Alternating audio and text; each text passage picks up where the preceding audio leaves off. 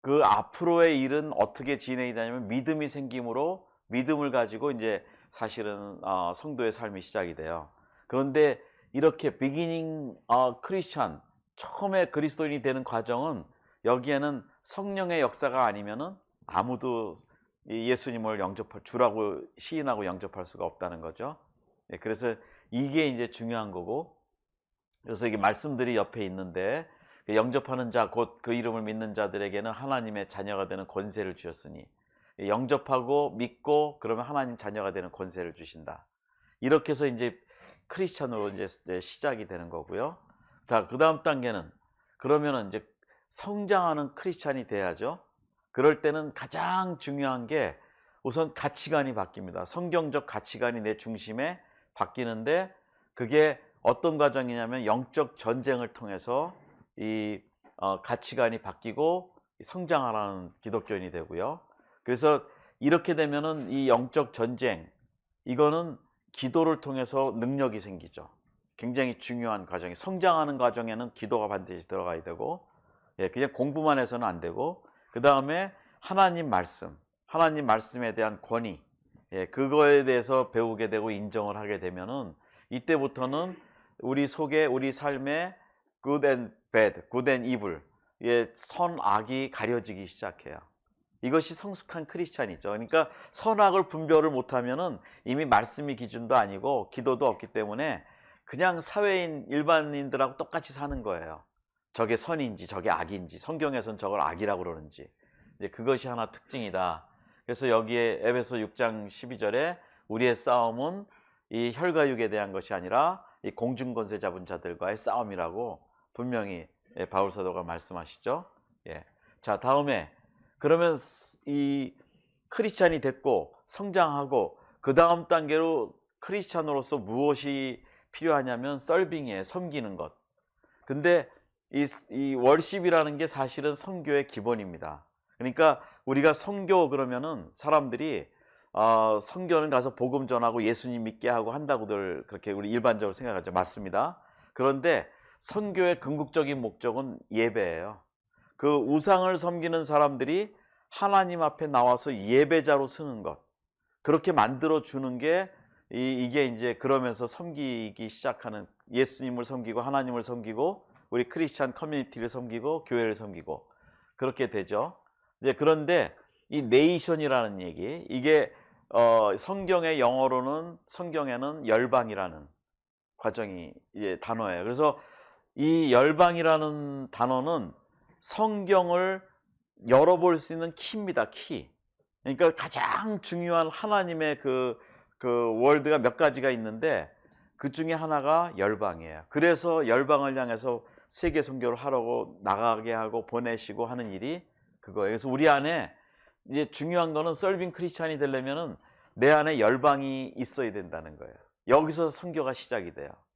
예, 그렇게 되고 그래서 예배 이게 중요하고 이제 교회 바깥으로는 이게 선교와 전도 뭐 이제 이거를 엄밀하게 얘기하면 선교 미션은 사실은 그 내가 살지 않는 타문화권에 가서 예수를 전하는 것을 일단 선교라고 그래요.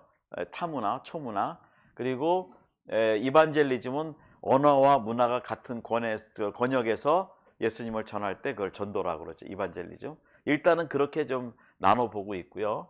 그리고 이제 교회 안에서는 이제 우리 가정도 교회고 이제 교회 모이는 연합체도 공동체도 교회고 여기서 이제 여러 가지 활력이 생기는 거예요. 친교도 생기고 뭐 말씀도 배우고 이제 저런 액티비티로 교회 바깥으로 저런 활동을 하는 거고 네, 이런 것이 우리가 서빙하는 크리스찬이에요. 그래서 사도행전 1장 8절에 땅끝까지 가라고 분명히 말씀하시죠. 이게 열방에 대한 개념이고요. 그 다음에 이제 정말 이때부터는 어떤 단계가 되냐면 리더십이 생기기 시작해요. 지도자. 예, 크리스찬으로서의 지도자가 되는데 이때는 중요한 게 하나님께서 이제 은사를 주시죠. 기프트를 주셔서 그 하나님의 몸된 교회를 섬기거나 하나님의 사역을 섬기거나 할 때 은사를 주셔서 그래서 은사는 한 번 받으면 계속 가는 것도 있겠지만 그 필요에 따라서 우리가 배웠듯이 하나님이 주시는 필요, 하나님의 시기, 하나님의 때에 따라서 그 은사가 임할 수 있고 또 하나님이 다른 은사를 주실 수 있고 이게 변화가 된다는 거예요. 그래서 그런 것이 되면서 이때 이게 이제 아주 purposeful life, 아주 목적이 충만한 우리의 삶이 되거든요. 이제 그때는 이제 세계적인 크리스찬이라고 얘기하죠. 예. 세상적인 크리스찬이 아니라 세계적인 크리스찬으로 우리의 지경이나 생각이 이게 넓어지기 시작해요. 그래서 지금 이 4차 산업을 배우는 것도 사실은 이런 관점이에요. 이게 월드 크리스찬 레벨에서 있는 분들이 가만히 보면은 하나님이 인도하셔서 이걸 배우게 하지, 그저 개인 재정 뭐 좀 이것만 갖고 있는 분들은 이 단계가 아니에요, 사실은. 그래서 이제 이런 게 있고, 그다음 자기의 그룹이 생깁니다. 어떤 모양이든지, 소그룹이든지 규모가 크든지. 예, 그래서 그룹이 생겨서 리더십이 행사가 되고, 개인적으로는 여기서 계속 하나님이 그 사람의 지도력을 개발하기 위해서 이 스피리추얼 트레이닝을, 영적 훈련을 계속 해나간다는 거예요. 그러니까 우리가 지금 나이가 많아도 사회적으로는 은퇴를 해도 하나님 안에서는 영적 훈련이 지속되고 있다. 그렇게 되고요. 그래서 여기서도 시편 2장 8절에 여기서 말씀하시는 게, 내가 이방 나라를 내 유업으로 줄 건데 너의 소유가 땅끝까지 이를 것이다. 땅끝이에요. 이게 세계적인 크리스천이고, 그 다음에 문제는 내게 구하라. 그러니까 ask라고 하셨어요, 분명히. Ask to me for the nations. I will give you the nations inheritance. 내가 유업으로 주겠다, 이렇게 말씀하시거든요. 그러니까 이런 유업을 받을 거는 우리가 뭐 좀 잘 이렇게 사업을 잘 이끌어서 좀 만들어서 자녀들한테 물려주고, 그것도 이제 우리가 보는 유업이긴 한데, 우리의 영적 유업은 열방이에요. 그 열방으로. 근데 우리 대신 가는 선교사님들이 있잖아요. 이제 그분들을 통해서 이런 일들을 우리가 할 수 있다. 이제 그렇게 되는 거고요. 이제 여기서 성령의 사역, 이게 이 선교는 성령의 사역이거든요. 그러니까 성령이 중심이 되면은 여기서 이제 모티베이션이 이제 일어나요. 그래갖고 동기부여가 되면은 여기서 이제 사역과 훈련, 모집 이런 것들이 시작이 돼요. 성령이 모집을 하잖아요. 사람을 모집하고, 그 다음에 여기서 이제 성령께서 또 하시는 건, 이런 과정이 훈련이 통과가 되면 이게 이제 선교지 사역으로 연결이 돼요. 뭐 여기 미국이든지 한국이든지 자기가 속해 있는 그 나라에서 시작이 되는데, 여기서 성령의 사역의 특징은 임파워링, 이게 능력을 집어넣어 주시는 거죠, 우리 속에. 그래서 임파워 되는 게 중요해요. 그러니까 성령은 계시고 나도 있는데, 이 관계에서 성령이 나에게 임파워링, 파워를 넣어주지 않으면 아무것도 아닌 거예요. 저하고 개인 관계는. 네, 그런 게 있고, 그 다음 단계로 이렇게 선교지 사역이 되면은 이제 기구를 하거나 이럴 때 여기서 일어나는 것이 패러다임 시프트, 우리의 생각에 그 변화가 일어나기 시작해요. 보는 관점이 변화가 되고, 세계관이 변화가 되고, 이제 그 다음에 들어가면은 이분이 이제 여기서 이제 자기가 누굴 가리키거나 뭐 봉사자가 되거나 사역자가 되죠. 이제 이게 콜링이에요. 이게 사명이라고 우리는 얘기하죠. 그 다음에 이제 다음 단계로 나가면 여기서 커밋먼트, 헌신이 생겨요. 그래서 여기서 다시 한번 이제 여기서 교육도 받고 훈련도 받고 이러면서 성령이 다 하시는 일이에요. 그 다음에 다음 단계로 가면은 이제 선교지가 어디든지 파송을 받는데, 이게 이제 샌딩, 하나님이 보내신다는 거죠. 그러니까 성령의 사역은 우리 개인의 성도의 삶과 다 긴밀하게 연결이 돼 있다는 거예요. 그러니까 성령을 모르면은 사실은 이런 것이 어느 한 군데에서는 일어날 수 있는데 이것이 전체적으로 연결이 안 된다. 그런 뜻으로 우리가 볼 수 있고요. 그래서 이제 하나님은 어떠신 하나님이냐? 그러니까 우리가 그 선교적으로 얘기하면은 그것이 미시오 데이라는 표현으로 약간 그건 진보적인 사상에서 나온 그 하나의 개념일 수도 있다고 우리가 지금 보고 있는데, 근데 이거는 뭐냐면은 미시오 데이, 미션, 데이, 갓. 하나님은 선교의 하나님. 그래서 하나님을 성경에서 말씀하시는 하나님 자신에 대해서는 가장 한 단어로만 축약한다면 우리는 미시오 데이, 선교하시는 하나님, 선교의 하나님 이렇게 말하면 돼요. 뭐 사랑의 하나님, 긍휼의 하나님, 축복의 하나님 그거는 그 다음에 오는 부수적인 하나님이고 근데 사람들이 신앙생활할 때 그 하나님의 한 면만 강조하는 거예요. 자기의 필요에 의해서 치유하시는 하나님, 여호와 라파 뭐 이런 것들. 근데 그게 아니고 결론은 이제 나중에 나오지만 신약과 구약과 연결이 될 때 이제 하나님이 선교하시는 하나님으로 일목요연하게 변하지 않는 목적으로 성경이 진행이 쓰여지는 것이 나오고 있다. 그래서 하나님은 이 땅과 인류를 향해서 목적을 가지고 계시고 그래서 결과적으로는 모든 역사는 그 미시오 데이 하나님의 선교 이야기예요. 성경은. 예, 그래서 그거를 우리가 볼 수 있고 예, 그다음에 이제 이 성경에서는 지금까지 변하지 않는 하나의 목표가 있다면 성경에 이 나오는 역사는 하나님은 그 변하지 않는 건 열방을 향한 목적이 변하지 않는데 하나님 나라이고 그 나라가 이 땅에서 회복되는 거. 하나님 나라가 이 땅에서 회복되는 거. 예. 그것이 이제 하나님의 목적이다. 변하지 않는 목적이다. 그래서 하나님이 당신이 예수님을 보내셨고 독생자를 보내셨고 우리 예, 그렇게 해서 그 역사가 지금도 목적이 이루어지고 있고 자 그러면 성경과 선교의 의미는 무엇이냐? 거기에 성경에서 딱 하나 사실은 성경을 6가지 큰 그림으로 챕터로 나눠봐요. 키포인트를. 근데 그 중에 하나는 하나님의 그 목적이 일관되게 성경은 구약부터 신약까지 그 사건들이 많아요. 어떤 인물 이야기도 있고 사건도 있는데 거기에 뭐를 얘기하시려고 했냐면 하나님의 변하지 않는 목적을 얘기하려고 그런 모든 사건을 거기다 정리하신 거예요. 그러니까 우리는 자꾸 예화를 통해서 뭐 나아만 장군이 나왔다, 뭐 홍해가 갈라졌다 이런 얘기들을 하는데 그 모든 것의 비하인드 하나님의 큰 펄포스 목적은 이거는 인류를 구원하시기 위한 하나님의 목적이다. 그래서 이 제자와 또 세상에 대한 책임 그리고 주님이 다시 오시는 것 이런 것들이 결국은 하나님의 그 통치, 하나님의 목적이 일관되게 있다. 성경은 그 하나님의 목적을 얘기하고 있고요. 그 세상의 모든 영혼들을 향하시는 그 목적이 있다. 이제 그렇게 됐고, 그러면 목적은 이제 열방을 구원하시는 목적인데 그 중심에는 반드시 예수 그리스도가 거기 중심이라는 거예요. 그래서 성경을 볼 때 성경의 중심이 뭐냐 그러면은 사람들이 한마디로 이렇게 딱 끌어낼 수 있는 거는 예수 그리스도입니다. 우리가 그렇게 얘기하잖아요. 예, 구약에서는 오실 예수님, 신약에서는 오신 예수님 이렇게 되기 때문에 이 예수님이 이 하나님 목적의 중심에 계시는 분이다. 이제 그런 거를 우리가 할 수 있고요. 그 다음에 그러면 목표는 무엇이냐? 타겟. 아까도 처음에 나왔지만은 조금 우리가 성숙한 크리스찬이 될 때는 그 다음부터는 열방이라는 단어가 우리 가슴속에 들어와야 돼요. 이것이 하나님의 그 목표이기 때문에 각 족속, 방언, 모든 백성. 예, 그래서 이렇게 모든 백성들이 각자의 언어로 하나님을 찬양하고 예배하는 것, 예배의 자리로 나가게 해주는 것. 그것이 궁극적인 선교의 목적이다. 이제 우리가 그렇게 얘기할 수 있고요. 그래서 모든 민족으로 주를 찬송케 해달라고.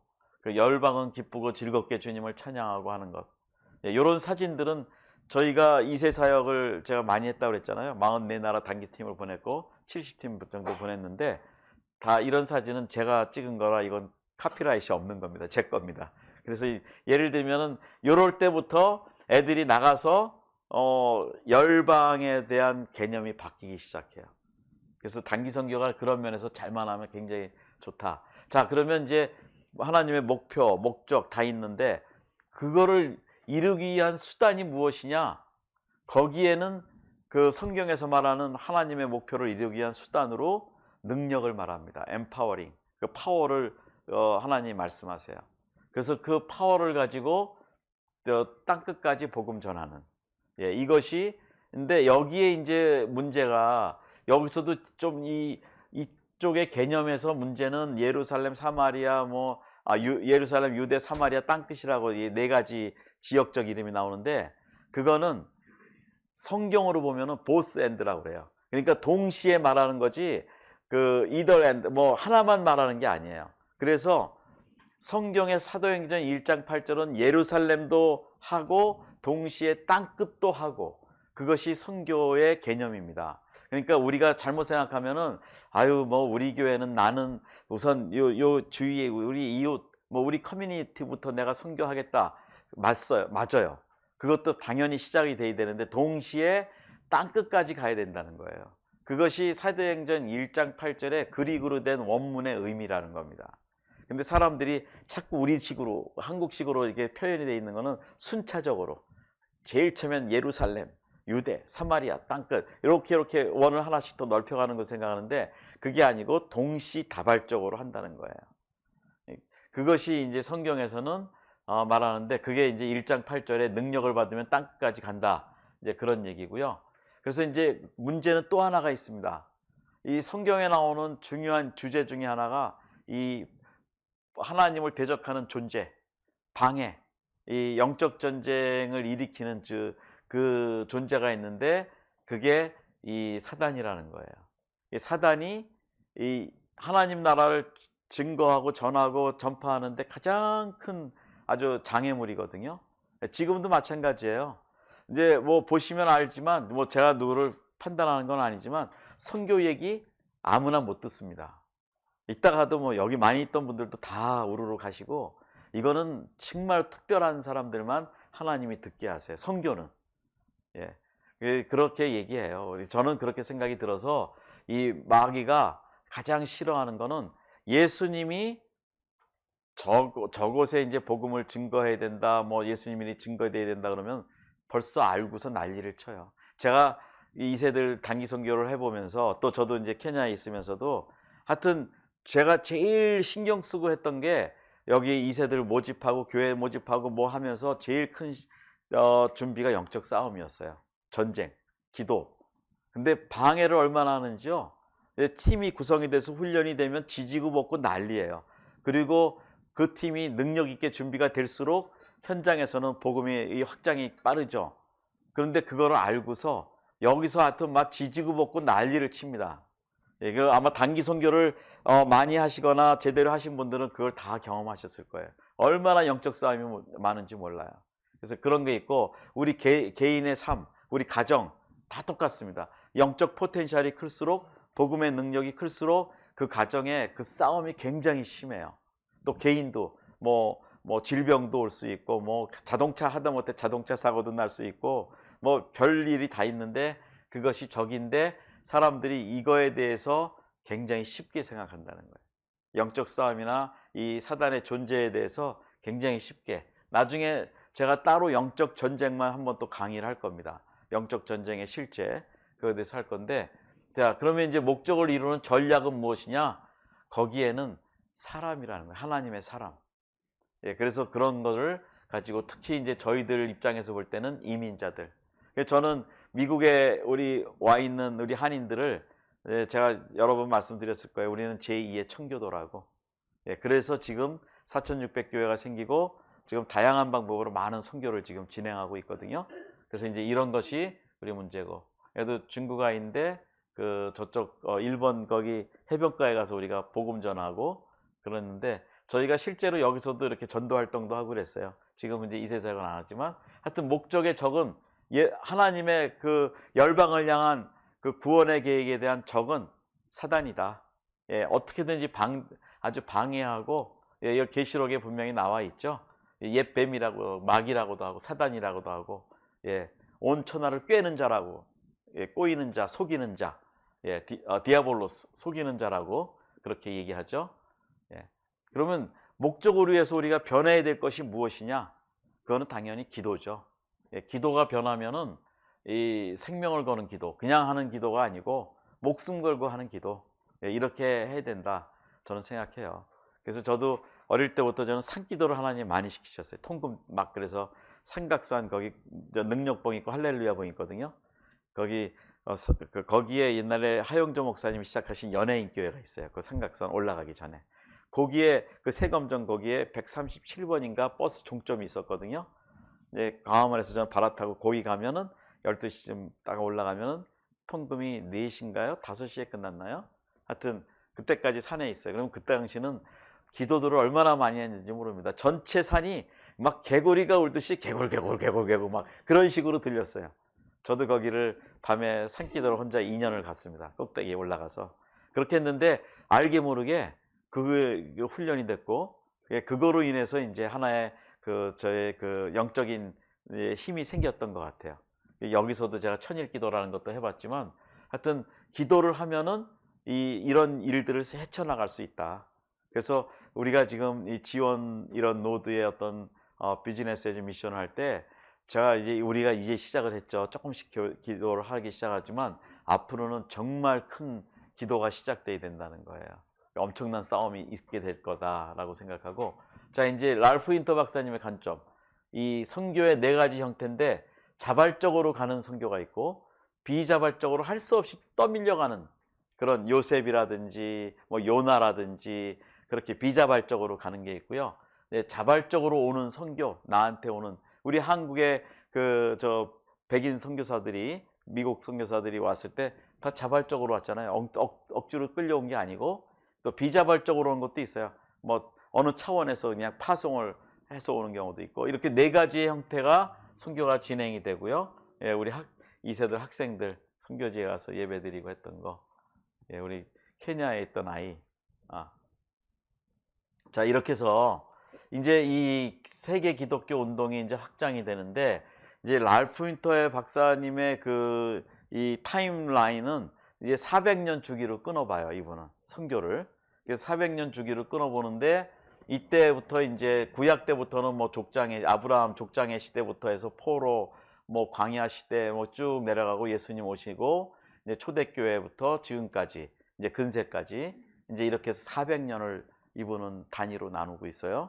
예, 그거를 이제 보고, 이제 초대교회 선교는 이제 사도들의 이 선교였죠. 사실 예수님과 같이 나눴던 12사도들의 십자가에 죽으시고 뭐 이런 순교하고 그런 것들이 쭉 나오고, 이제 마지막에 제자들에게 사명을 주시는 게 세계 선교 사명. 우리가 1강 때, 4차 산업 1강 때 제가 말씀드렸죠. 예수님의 제자와의 궁극적인 목적은 선교화였다. 예, 그거였는데 지금 그렇게 해서 이제 가셨고요. 그 다음에 이제 이 로마 시대는 다시 아시지만 이 국제 무역 도시고 교육 도시고 도로 교차로 요충지고 이러면서, 여기서 313년이지만 이제 4세기라고 본다면, 400년으로 보면 여기서 바뀌어요. 이제 탄압받던 기독교가 이제 종교로 인정을 받고 정부에서 인정해주는 종교가 되면서, 이때부터 이제 로마의 국교가 되고, 이것이 이제 나중에는 오히려 이 카타콤에서 예배드리던, 지하 동굴에서 예배드리던 크리스찬 초대교회 시대보다는 오히려 더 약해졌어요. 예, 그런 면들이 이제 역사적으로 이제 보시겠죠. 그리고 이렇게 이제 하나님이 그러면 왜 이때부터 100년에서 500년까지 어떻게 로마를 쓰셨는지, 로마가 세계의 모든 정치, 경제, 사회, 문화의 이 중심지였죠. 그래서 그거를 활용해서 네트워크라든지 기술이라든지 이런 걸 활용해서 복음이 전파가 되기 시작해요. 그러나 그 당시 그렇게 되기까지는 순교와 박해를 통해서 이 크리스찬이티가, 이 기독교가 굉장히 아주 정예화됩니다. 순수하게 불순물이 안 들어가요. 그때 박해받고 이럴 때는. 그것이 커가면서 여기에 이제 잘못된 것들이 들어오기 시작하죠. 예, 그래서 여기에서 대부분의 이제 사도들이 순교를 당했다. 그리고 첫 강의, 4차 산업 첫 강의 때 제가 말씀드렸지만, 거기에 네스토리오스라는 사람이 초대교회는 지도자 중에 한 사람인데, 거기가 로마로부터 떨어져 나오게 되고 동방으로 넘어가는 일이, 이때 말씀드린 대로 초대교회가 순수성을 잃어가기 시작할 때 어떤 일이 시작됐냐면, 거기서 이제 캐톨릭화되기 시작하기 전에 성모 마리아를 하나님의 어머니라고 그걸 주장을 해요. 그러니까 네스토리오스가 볼 때 이건 얼토당토하는 얘기다. 그러니까 거기서 네스토리아는 정치력이 약하고 이쪽이 셌던 모양이에요. 그러니까 이 사람을 이단으로 정죄해서 쫓아내버리죠. 그래서 이제 이때부터 로마 시대가 중세로 넘어가면서 캐톨릭화 되면서 이제 부패가 되기 시작하죠. 예. 그리고 이제 선교 방법은 어떻게 했냐면 이 로마 제국 땐 주로 평신도 사역자들이 복음을 증거했다. 자기의 그 본업을 가지고 일을 하면서 이제 그렇게 했고, 나중에는 우리가 이제 뭐 이렇게 안수도 받고 뭐 그렇게 했지만 이때는 다 이런 식으로 평신도들이 제자화된 사람들이 복음을 전했다. 그래서 이제 이때는 순회 전도단이라고 해서 많이 다녔잖아요. 뭐 바울도 3차 여행하고 이러듯이 다녔듯이 이 평신도들이 그 당시에 이렇게 움직일 때마다 복음이 확장이 됐다. 그 당시에 그 선교 방법이었고요. 지금이야 이제 온라인이라는 특별한 방법이 지금은 기술력이 생겼으니까 또 그것도 쓰고 있는데 그랬다. 그리고 이제 이것이 당시에는 또 지금이야 온라인으로 이메일도 하지만 이제 문서 선교를 많이 했어요. 다 기록하고 전하고 그런 거니까. 예, 그렇게 했었고, 그래서 이 당시에 그 교부들이 그 철학자들 교부들이 그 책들을 많이 썼어요. 예, 그래서 그렇게 했고, 어거스틴도 그렇고, 예, 이렇게 해서 이제 이 당시에 그 복음에 전도하는 방법은 문서 전도, 그다음에 또 이 모범, 삶의 거룩함을 보여주는 모범 전도, 삶으로 보여주는 그런 것들이 있었고, 또 사회봉사, 어려운 사람들 돕고 이웃을 돕고 이런 것들이 있었다. 이제 그렇게 했고, 로마의 선교 시대는 이제 당시 그 이 켈트족이라고 사실은 야만족이라고 그러죠. 유럽에 그 북부 유럽 쪽, 그 등치도 크고 막 이런, 추우니까 막 털도 많이 나고 막 이런 사람들이 이제 게르만 민족, 이 켈트족들이 이제 내려와요. 그래서 로마를 이기죠. 오히려 힘이 있으니까 이 사람들이. 그래서 로마를 이기면서 로마 시대에서 이제 선교가 유럽으로 넘어가요. 거기서 어떤 방법으로 넘어가냐면 이 겔트족, 이 야만족들이 와서 이 여자들을 다 데리고 가요. 근데 여자들도 자기 귀족의, 그러니까 이 지도자들이나 귀족의 부인으로 삼아요. 그러니까 거기서 애를 낳고 이 크리스찬들이 잡혀갔는데 깨끗하고 이러니까, 근데 애들을 양육할 때 크리스찬 교육을 양육시키는 거예요. 그래서 유럽의 복음화의 특징은 그 상층부부터 이 귀족이나 그 리더급부터 복음화가 시작이 돼서 밑으로 내려오게 되는 게 유럽 복음화의 특징이라는 거예요.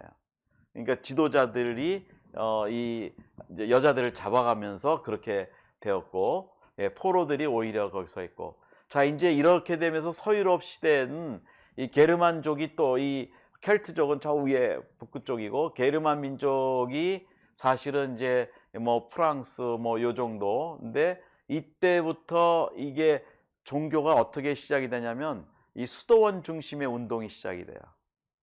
그래갖고 이 6세기나 그 이후에, 그래서 수도원에 들어가서 그냥 뭐라 그럴까, 그 영적인 수련을 하거나 이제 그런 운동이 여기서 이제 시작이 되고, 이것들이 이제 그 유럽의 하나의 기독교가 정착화되는데 하나의 베이스가 만들어지기 시작해요. 각 곳에. 여기서 이제 또 정말 훌륭한 수도사들이 나오고 이제 이들이 복음을 많이 전했죠. 예, 이제 이것이 서유럽의 선교였고, 그래서 수도원을 통해서 이 운동이 확장이 되면서 이것이 되는데, 여기도 마찬가지예요. 수도원도 점점점 타락이 되기 시작해요. 이래갖고 이것이 변질이 되고, 이제 이것이 나중에 이제 이게 또 뭐 개혁 운동도 있고, 거기 베네딕트라는 수도사가 그렇게 됐고, 그래서 이제 이것이 서구 교회의 큰 밑받침을 이것으로 했다는 거예요. 예, 이것이고, 두 번째로는 또 이제 수도원 선교사들이 이제 보면은 많아요. 이분들의 이야기들이 우리가 많이 듣고 있죠. 예, 수도사들의 이야기들을. 그래서 이런 얘기를 하고, 결국은 이제 이런 분들의 뭐 성 패트릭이라는 분은, 이분이 사실은 자기가 그 노예로 자기가 들어가 팔려요. 그리고 거기서 복음을 전해, 자기 원수 같은 사람들한테. 그러니까 진짜 이건 성인이죠. 예, 이런 사람들은 자기 개인의 가족 그런 게 없는 거고, 정말 복음을 위해서 수고한 사람들이고, 예, 여기에 이제 또 뭐 스코틀랜드 아버지라는 뭐 이런 콜롬비아라는 분도 있고 또 여기에 보니페이스라는 분도 있고 이런 분들이 쭉 나오면서 보이지 않게 순수한 복음이 줄기를 만들어가서 내려가고 있었어요. 그나마. 이제 그것이 나중에는 어떻게 되냐면 종교 개혁까지 이루어져요. 한쪽에서는 계속 부패가 되고 정형화되고 뭐 제도화되고 금권화되고 막 이런 교권주의로 나가고 이런데 한쪽에서는 이런 수도사의 정신들이 또 이어져 가요. 마틴 루터도 그 계통이에요. 예, 그래서 그것이 일어나는 겁니다. 예, 이렇게 해서 이제 지나가고 자 이제 800년부터 1200년 사이 이때가 굉장히 기독교적으로는 저 암흑기라고 우리가 얘기할 수 있는 게 이때 이제 수도사들과 수도원 중심으로 이게 올라가지만 이제 바이킹 이 노예를 잡아간 이 바이킹족들 북부 유럽 네덜란드나 뭐 스코틀랜드 뭐 이런 쪽인데 뭐 이런 사람들이 이제 복음화가 되면서 그 왕들이 이제 기독교화가 되죠. 왕족들이. 그래서 이제 그거하고 또 왕족하고 또 수도사의 뭐 이것도 싸움도 있고 많아요. 유럽의 역사는. 근데 이렇게 되면서 이제 유럽의 복음화가 점차로 자리를 잡아가는데 이제 이때 1200년대는 이제 무슨 사건이 있냐면 이때 이 12차 십자군 12차였나 11차였나 십자군 전쟁이 시작이 되죠. 그러니까 무슬림들을 복음화한다고 그러면서 가서 막 짓밟고 무참하게 죽이고 그래가지고 결국은 오히려 그 사라센 문명이 더 강해져 갖고 이제 유럽을 오히려 정복할 정도까지 예, 그렇게 돼서 반대가 되는데 이 십자군 전쟁이 굉장히 사실은 기독교 역사에서 오히려 암흑기를 만들어냈다. 예, 그 다른 그러니까 하나님의 목적은 사랑과 섬김과 삶의 모범과 이런 걸 가지고 이렇게 들어가야 되는데 무력으로 이길 수 힘으로 한번 해보겠다고 했던 것이 이제 이거의 근본적인 정치와 힘으로 하겠다는 것이 이제 문제였거든요. 이런 것들을 가지고 결국은 큰 상처가 남게 되죠. 그래서 그쪽은 더 그 회교들은 더 무슬림화 됐고 아주 기독교인은 그냥 철천지 왼수로 이제 느끼게 됐고 이제 이러면서 이제 이게 결국은 이슬람이 팽창이 됩니다. 예, 600년 초반에 모하메드가 이제 이슬람을 만들면서 이제 그렇게 시작이 되는데 무하메드도 처음에 조금 어떤 사건들이 있어요. 기독교화될 수 있는 사건들이 있었는데 잘못 그게 잘 연결만 됐으면 됐는데 이 사람이 혼자 기도하다가 뭐 악령을 받고 뭐 해서 뭐 이렇게 했는데 그것이 참 우리한테는 안타까운 또 역사도 있긴 해요. 그래서 이제 이런 식으로 그 이슬람과의 그 전쟁 그러니까 지금으로 치면은 뭐 이렇게 핵전쟁을 통해서 무력으로 통일하겠다라는 개념이었던 것 같아요. 근데 어떻게 보면 기독교적으로 볼 때는 그런 개념보다는 우리가 섬기고 또 어떤 방법이든지 희생을 하면서도 한다는 게 어떻게 보면 선교의 근본이라는 거예요. 그래서 이제 이때부터는 또 무슬림들이 선교를 많이 합니다.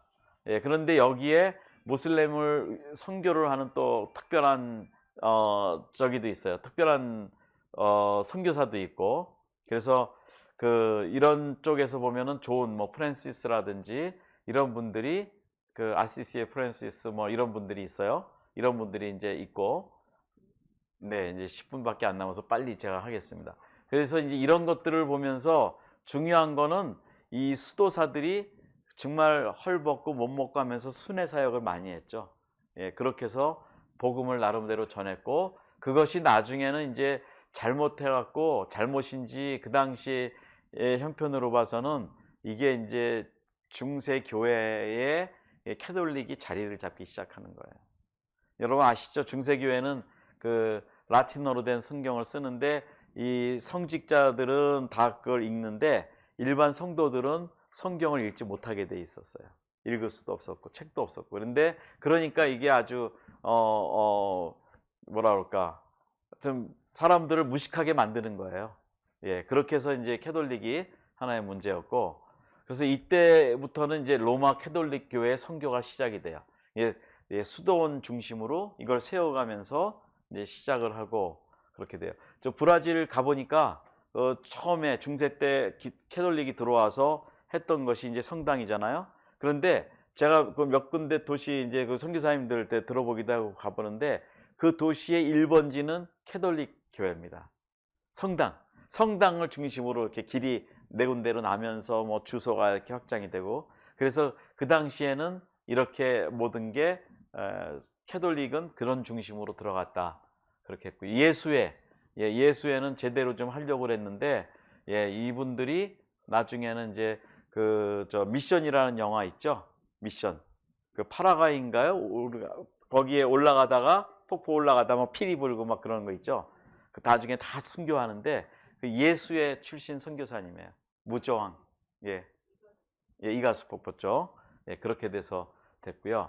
자, 이래서 이때는 여러 가지로 좀 문제가 많았어요.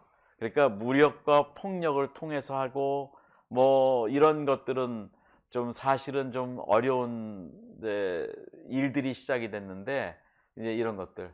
뭐 또 하나는 이제 지역 분할 정책. 한국도 경상도는 어디, 전라도는 누구, 어느 파, 뭐 경기도는 어느 선교사님 다 분할해서 시작을 했죠. 중복을 안 했어요. 그래서 지금도 어느 지역은 장로교가 강하고 어디엔 감리교가 강하고 그런 거거든요. 그 뿌리 때문에 그렇게 됐죠. 그래서 이제 이게 랄프 인터 박사의 이제 큰 도표인데, 네 사람 세 시대 두 과독이라고 얘기해요. 그것이 근대 선교. 이렇게 이제 이거를 나누는데 크게는 세 시대로 구별합니다.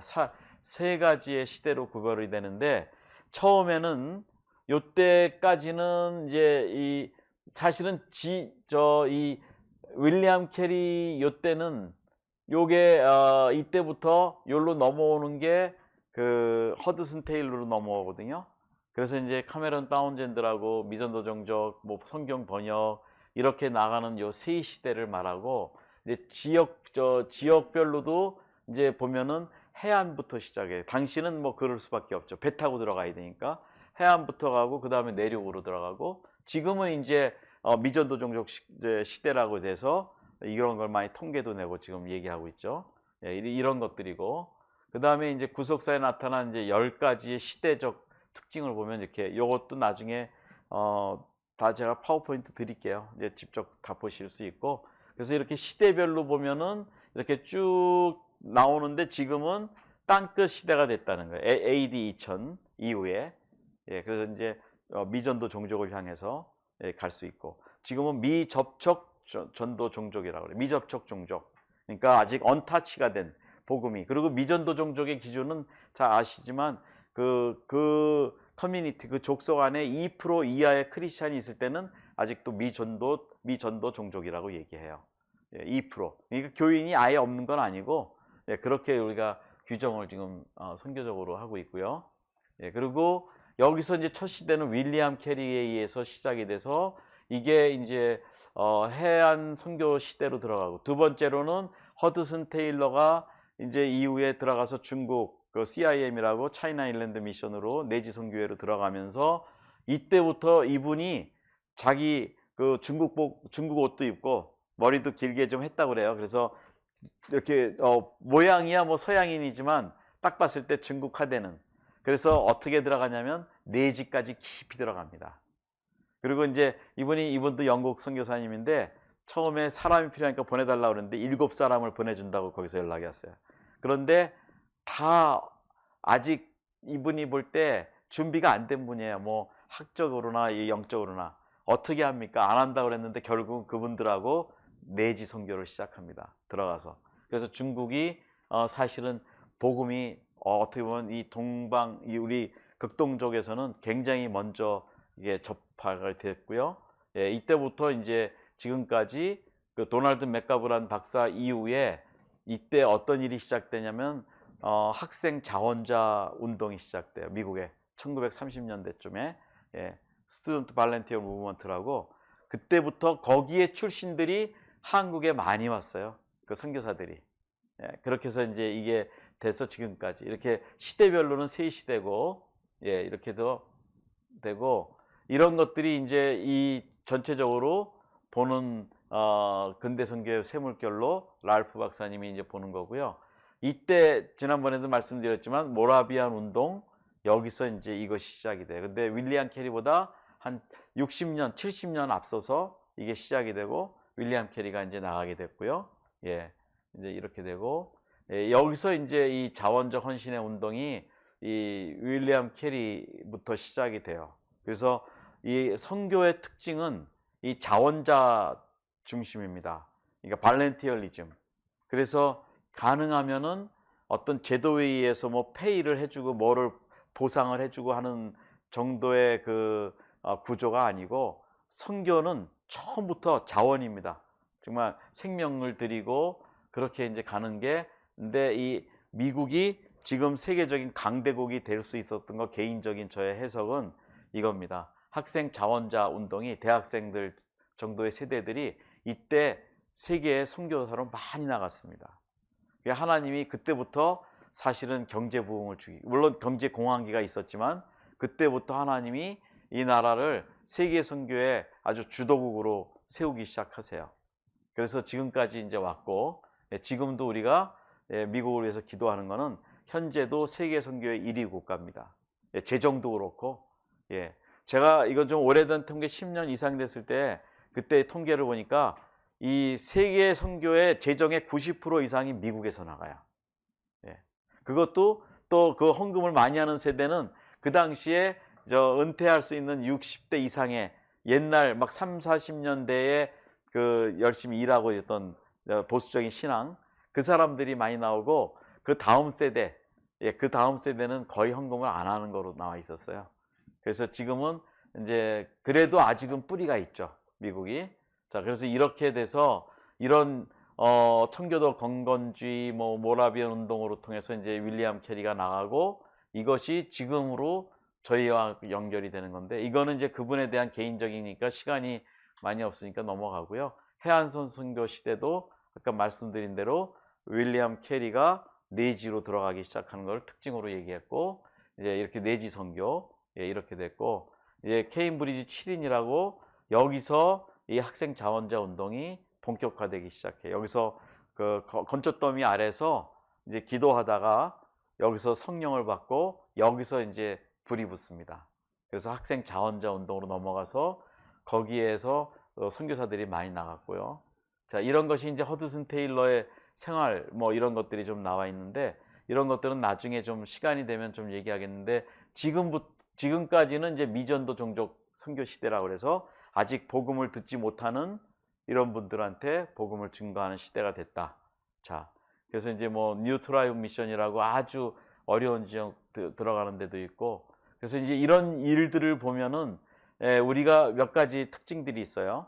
제일 먼저는 이제 항해 기술이 발달이 되면서 지리적 발견이 시작되고, 그 다음에는 증기선이나 이런 게 나오면서 과학의 발달이 됨으로써 그게 되고, 그 다음에 이제 응용 기술들이 자꾸 사회에 이제 좋게 응용이 되다 보니까 이것도 선교적으로 응용이 되고, 이제 종교적 부흥이 이제 있었죠. 그래서 유럽에 막 200년 동안 큰 뭐 성당을 짓고 뭐 아주 엄청났잖아요. 지금은 다 이제 관광지로 되고 있지만, 그런 종교적 부흥이 있었고, 그것이 이제 식민지 정책에 의해서 뭐 동인도 회사라든지 이런 데로 다 따라 들어가요. 예. 그런데 여러 가지 이제 있는데, 어떤 선은 이 회사들이 선교사를 싫어했어요. 우린 돈 벌러 왔지 뭐 종교 전하러 왔느냐. 근데 결국은 또 같이 들어가요. 그래갖고 그런 일들을 하는 것들을 보고, 노예 제도가 바뀌고 정치 변혁이 일어나고 민주주의나 봉건 사회에서 그렇게 넘어가고요. 예, 이제 앞으로 오는 그 밀레니엄 세대를 우리가 기대하고 있다. 이제 그 다음에 지금은 이제 경제 성장, 모든 게 경제 성장이 보편화되고 있잖아요, 이제는. 그래서 이 계속 제가 자꾸 적용을 하려고 해서 그런지 4차 산업도 지금 이 카테고리에 들어가 있는 거예요. 경제 성장의 한 부분으로. 우리는 그걸 지금 배우고 있으니까 이게 굉장히 좋은 도움이 되죠. 그래서 이제 이런 분들이 얘기하는 게, 선교는 이제 그 SIM의 해롤드 폴러라는 분이 얘기하기를 4단계인데, 첫째로는 개척 단계, 두 번째로는 부모 단계, 세 번째로는 협력 단계, 네 번째로는 참여 단계. 참여 단계는 현지인이 리더가 되고 그 선교사들은 옆에서 보조로 참여해주는, 이제 이렇게 바꾸는 거예요. 예, 이런 게 선교의 하나의 과정이다, 4단계다라고 얘기를 하고요. 자, 이렇게 하면서 이제 이게 마지막 제가 좀 격려해드리고 싶은 말씀인데, 자, 이렇게 오랫동안 2000년이 넘는 이 선교의 흐름을 보면서 저는 저 선교의 흐름에 하나님의 맥이 하나 뭐가 있을까?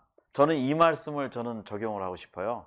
하나님이 뭐라고 하시냐면 내가 물 가운데로 지날 때 내가 너와 함께 할 것이며 강을 건널 때 물이 너를 침범하지 못할 것이며 내가 불 가운데로 지날 때 타지도 아니할 것이요 불꽃이 너를 사르지도 못하리니 대전 나는 여호와 내 하나님이요 이스라엘의 거룩하니요 내 구원자임이라.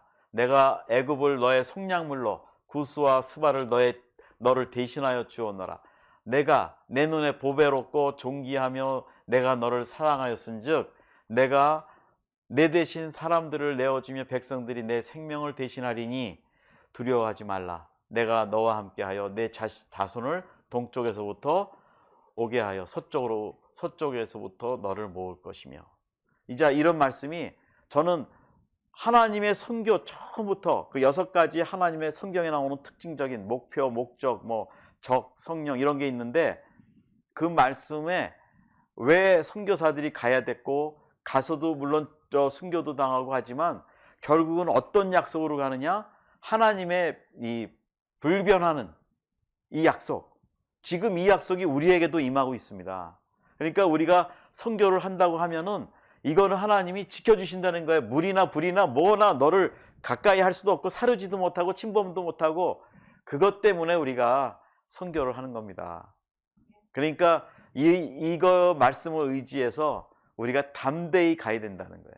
이것이 우리의 부르심이라는 거예요. 이제 앞으로도 계속 우리가 나가겠지만 여러분 오늘 이 말씀으로 좀 저 자신에게 우리 자신에게 적용을 좀 해주세요.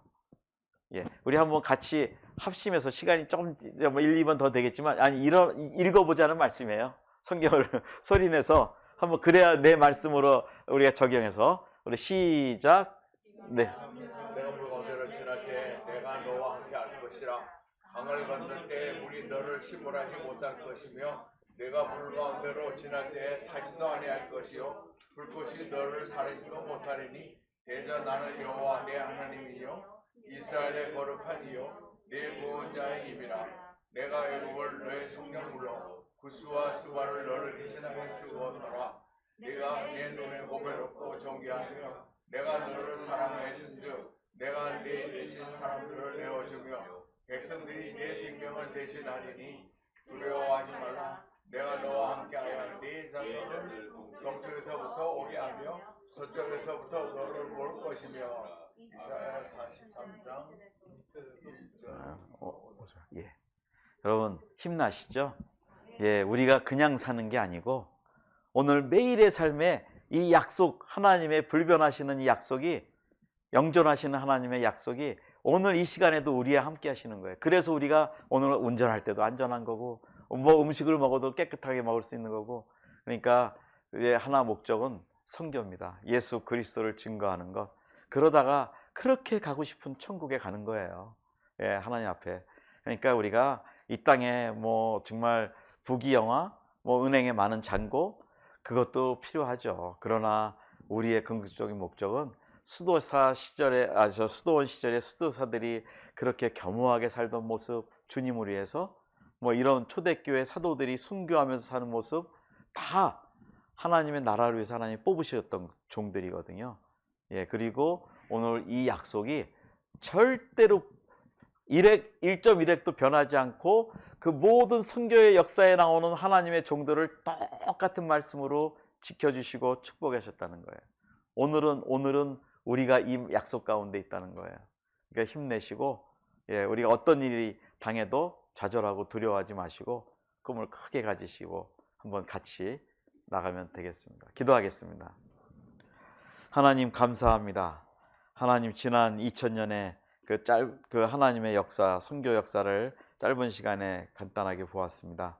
그러나 우리가 이제 이 시대에 하나님의 부르심을 받은 종들로 이 약속의 말씀으로 우리가 오늘도 서 있습니다. 계속해서 하나님 저희 삶을 통해 영광 받으시고 열방이 축복을 받고 예수 그리스도로 말미암아 구원받는 놀라운 열매들이 하나님 일어나게 도와주시고 축복하여 주시옵소서. 오늘 이 자리에 함께 하시는 당신의 종들 가운데 이 놀라운 약속의 말씀이 그 가정과 개인과 그 사회에 하나님 함께 하시기를 간절히 기도합니다. 예수님 이름으로 기도합니다. 아멘. 감사합니다. 네.